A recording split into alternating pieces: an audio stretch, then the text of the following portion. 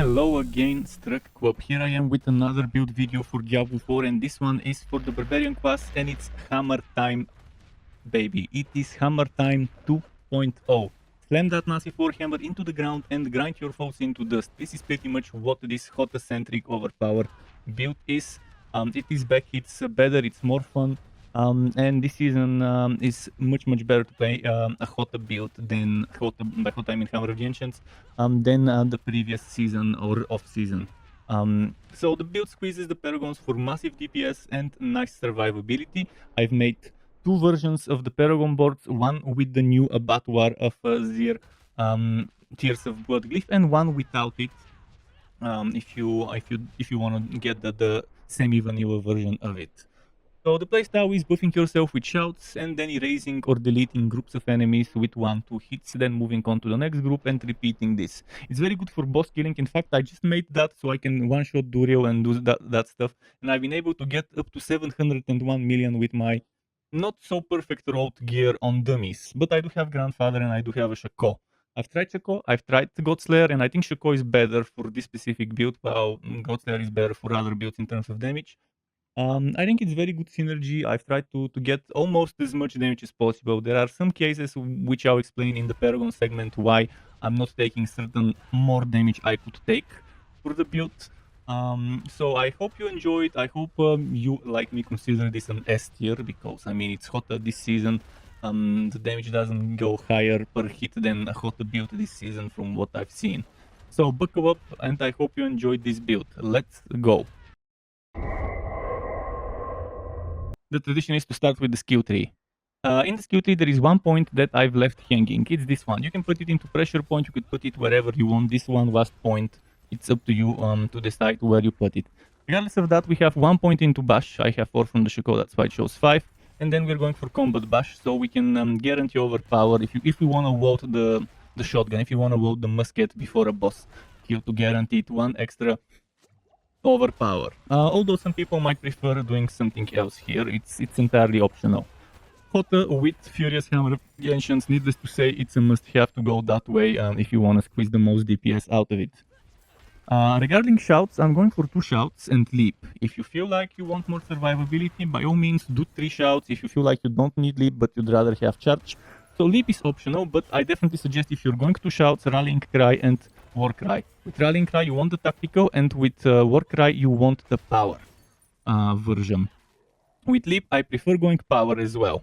If you were to go charge instead of leap, I would recommend Mighty Charge, it's not bad. Although a power charge could also be a good thing if you think I don't need the vulnerable, I've got other sources. If you do decide to go challenging shout, both options are good, but obviously this one is for that build, this one is for other builds. Okay, now when it comes to passive, this one is also optional. If you don't want 12% movement speed, you can put those 3 points elsewhere, but this one is a must-have for the extra duration of the shouts. Another thing that is a must-have, Pit Fighter and then a Slaying Strike 3 points, then 1 point in Thick Skin just so you can get 3 points into counter offensive. Regardless, ultimates, Wrath of the Berserker with both upgrades, and then we have this Maximum Fury, because for every Maximum Fury, Hota, if you remember this thing here, Furious, gets 1% multiplicative, so you want to get as much Fury as possible in this build. Heavy-handed 3 points, Brute Force 3 points, Woe Up 3 points, and obviously using Unbridled Rage if you want to squeeze the most DPS out of Hota. I hope it's clear. If you have questions, feel free to ask them, and I'll do my best to answer them. Regarding the seasonal mechanic and the vampiric powers I took for this build, they are as it goes. Blood Boil, must have for any overpower build. Metamorphosis, amazing for any build in this season. So there are a few builds that wouldn't want Metamorphosis. You become unstoppable after you evade and for 4 seconds. And then you inflict Vampiric Curse, which inflicts vulnerable if you have prey on the weak, and you must combine those anyways. Very good before bosses, so you can stay still, dodge, which doesn't get rid of inner calm, and then just smash with prey on the weak. Hemomancy is good for mobbing. You might want to swap this one out if you don't want Hemomancy. You could take various different things, such as, for example, Resilience for survivability, and there was this other one, I forgot its name, Undying, which is also good but not that great for Hote, because Hote is not very fast attacking build. Undying is not that great of a synergy. And Sanguine Brace, needless to say, extra crit chance, while we have more Fortify than half of your life, and also gives you Fortify, which is pretty solid. Although this Fortify, unfortunately, doesn't scale from your maximum life like most things do this season, but from your base life, which is a sad thing, considering how they changed a bunch of things to scale from maximum life.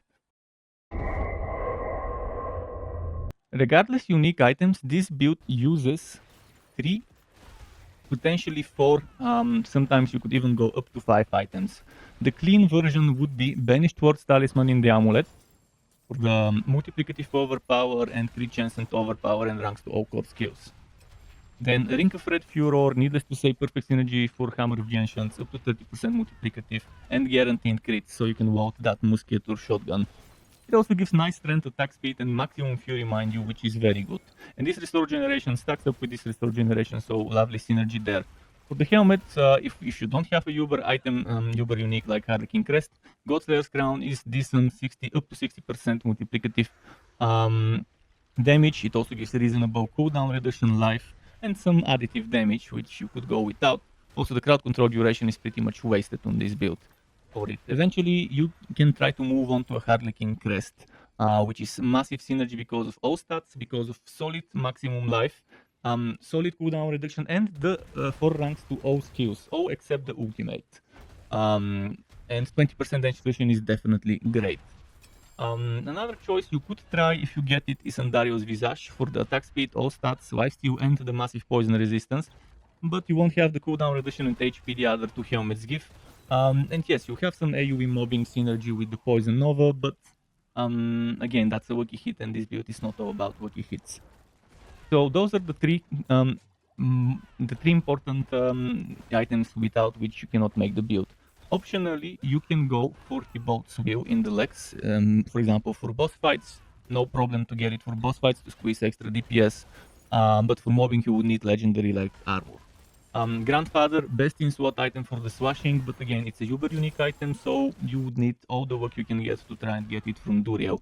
But this pretty much doubles your crit damage. It also gives you solid all stats, massive additive damage, massive maximum life, and ignoring durability walls, which pretty much means anything that you have equipped doesn't suffer durability as long as you have the Grandfather. No durability walls if you die.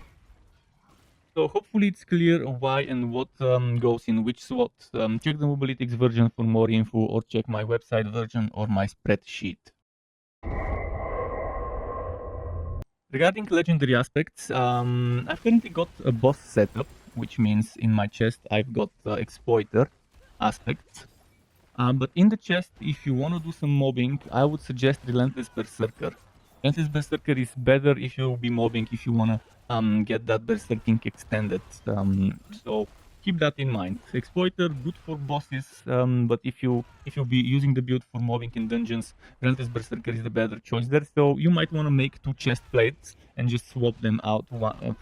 Try to get 2 semi-identical chest plates and just swap them out. Now let's go through the rest of the stuff. In the 2-handed bludgeoning, I would suggest putting Limitless Rage. Before you get Grandfather, you want this aspect, Edge Master, which is 20%, it will go up to 40% in the 2-handed. Then on the 1-handed weapons, you will want Inner Calm and Ancestral Force. In the gloves, if you have a Grandfather, which would mean the Edge Master is here, you would have the Expectant aspect. I'm not sure if I have one here to show you, but I can definitely show it from here. Expectant, where was it?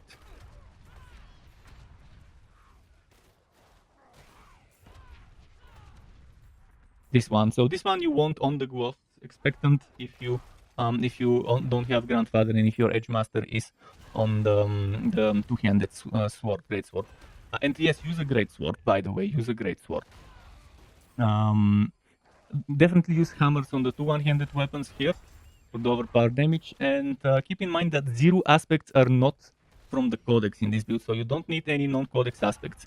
On the ring you want Echoing Fury, your shots will generate fury per second while active, pretty solid. Then on the leg armor, ideally you would want Disobedience, And then on the boots, you would want ideally Ghost Walker.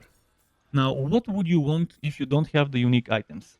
Well, on the other ring, before you get Ring of Red Fury from Varshan, you would want Rapid or Earth Striker.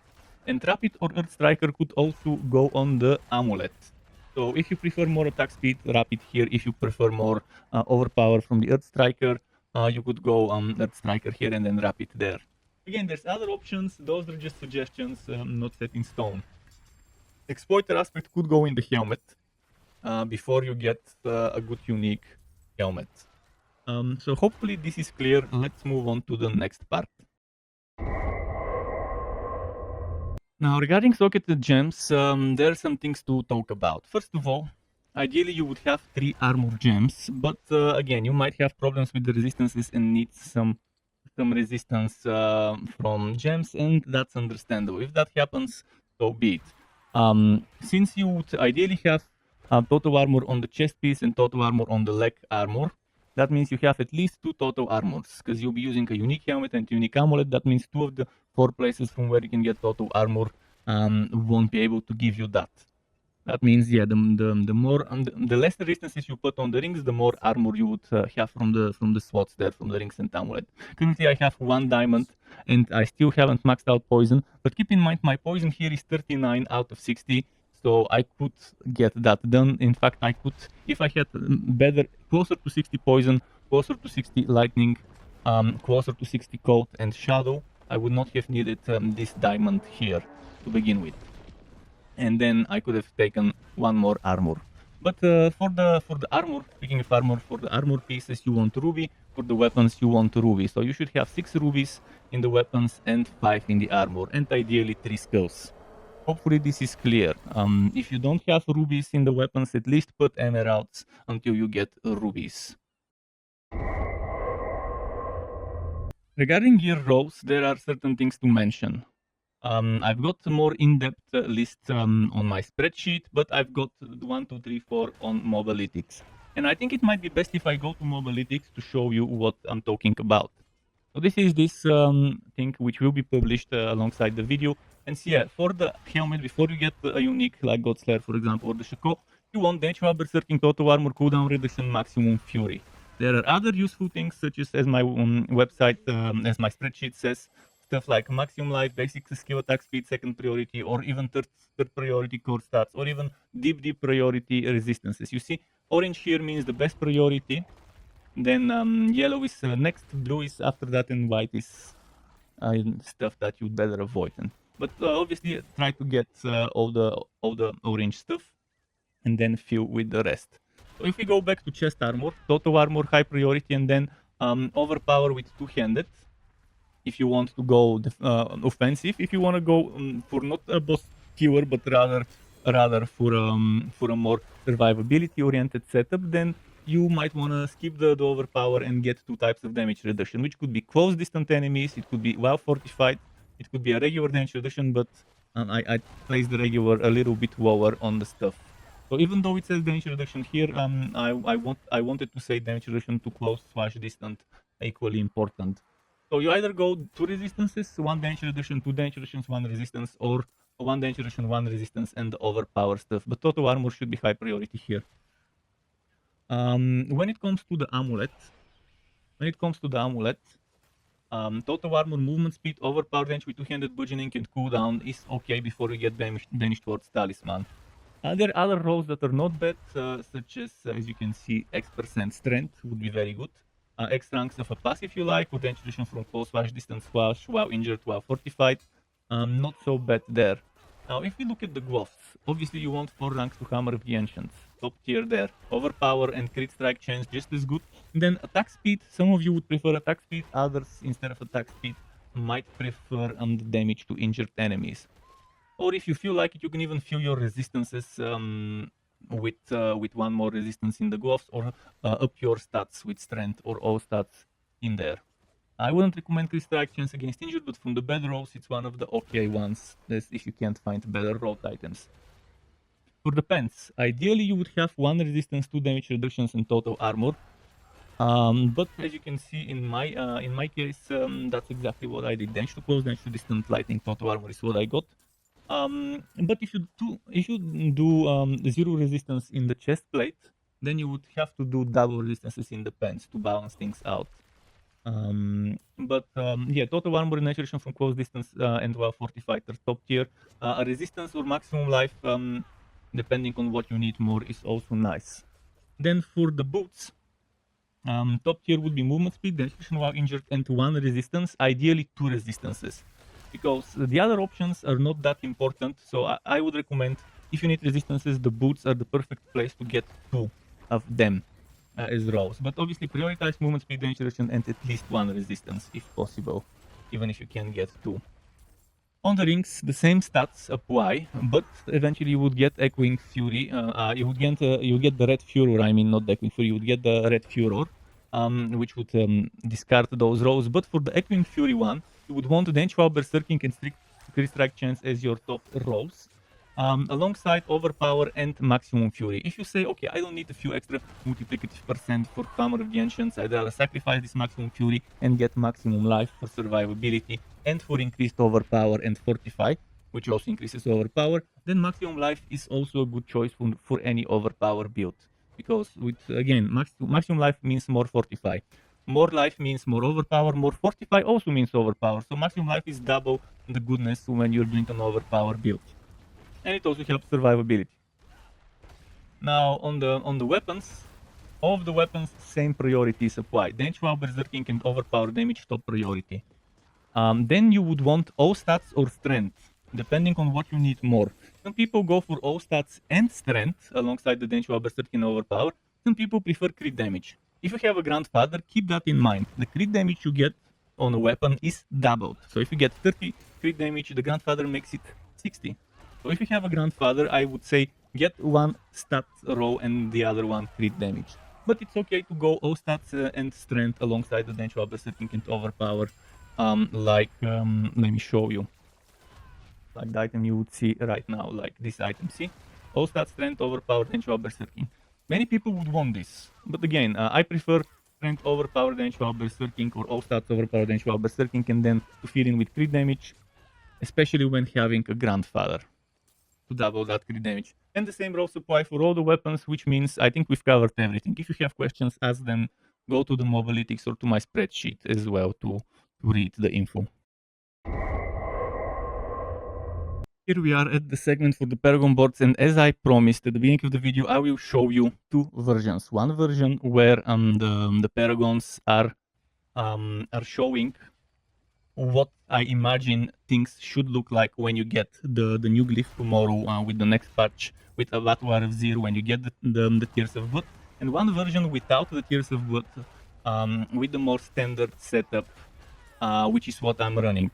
First, I'll show you the standard setup, which the boards you're using are the starting board, obviously. Then you're using Warbringer as a board number 2, board number 3 Blood Rage, board number 4 Carnage, and board number 5 Bonebreaker. You're putting Ire in the starting board for Denchwall, Berserking. You're putting Rat in the Ratbringer, in the Warbringer you're putting Rat, and in Blood Rage the board you're putting Dominate.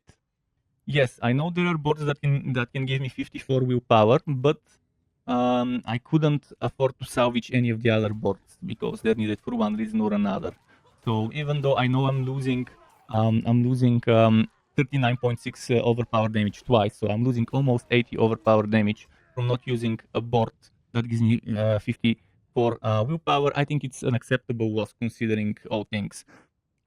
Now in the Carnage board you have damage while berserking in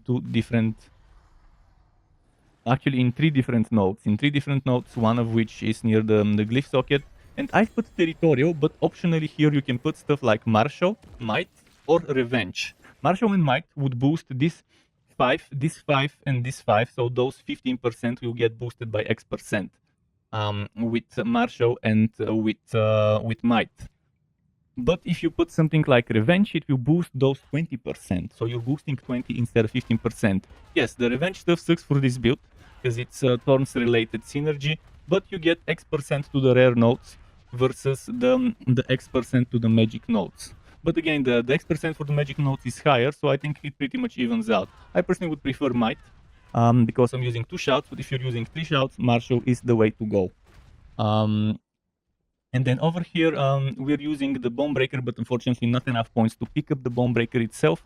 But we're putting Crusher here. And yes, I know I can get this 1 strength, but that's another 3 points to get 5 strength. And we're not using this as much as for the damage with maces, but rather for the multiplicative increased overpower damage. And in the next setup, we're actually taking the bare minimum. And yes, this is what it looks like. Now let's show you my browser and let's show you the Mobalytics build planner so you can see the difference. So as you can see, this is the version without the unique glyph. So this is pretty much what you saw on my machine. But now if we move on to the new version, you're immediately saying, wow, there's a lot of stuff taken here. Yes, there is, because on the new glyph we will have, when upgraded at level 50, a radius of 5, which means 1, 2, 3, 4, 5, 6, 7, 8, 9, 10, 11 extra nodes, and for every node you get X% multiplicative damage. There's also increase to the rare nodes, including this damage while berserking and this damage reduction from close enemies. So it's the perfect board for this glyph. And since we're taking this dex, we might as well grab Carnage. Yep. So as you can see here, Crusher now is only 40 strength taken, and you'll probably see we didn't take this damage while berserking here, but things can be reworked. You can sacrifice this here optionally. I think it would be better to remove 1, 2, 3, 4, 5, 6, 7, 8 points and go 1, 2, 3, 4, 5, 6. And if you want, you can get even 7, 8 or do 7, 8 somewhere else. What else we have here is again the 44 willpower for this one. We have the Blood Rage, we have the damage while berserking here. We have this Max Fury cluster, so things are pretty much as they were, except for, as you saw, Crusher having less stuff. IR is still 70, so yeah, minor differences, but hopefully everything is clear. And again, you can check those 2 setups in Mobalytics. They would have their own links, and I will share those links in the video as a comment. They will be in the video description, and there will be links on my website and on my spreadsheet regarding both of those. So if you have questions, feel free to ask them. To get notified when I upload more content like this one or other builds and guides for Wooter and not so Wooter games, you can subscribe to my channel and hit that bell button to not miss out on notifications. As well as keep in mind there's something called memberships on YouTube, which lets you be a paying member for my channel to get access to perks such as emotes and badges made by me, as well as the option to get one-on-one tutoring for the very basics of Adobe Photoshop, Premiere and After Effects. And memberships can be cancelled at any time if you no longer wanna be a member. Thanks for watching all the way until the end, Struck Web. Keep it cool until next time, and goodbye.